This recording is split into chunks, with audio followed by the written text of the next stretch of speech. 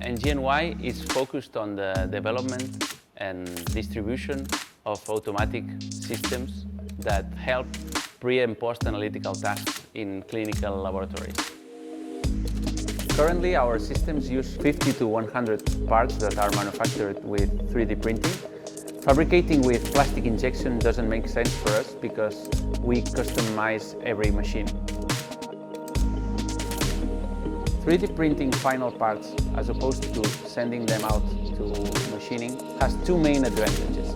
First, that we are able to fabricate them in-house, which gives us a lot of flexibility.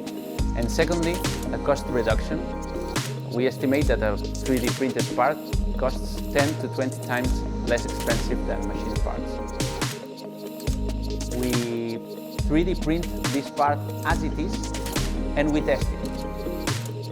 And then we enter an iteration process where we maintain the original specifications and we give slight modifications so that the part fulfills all the mechanical requirements.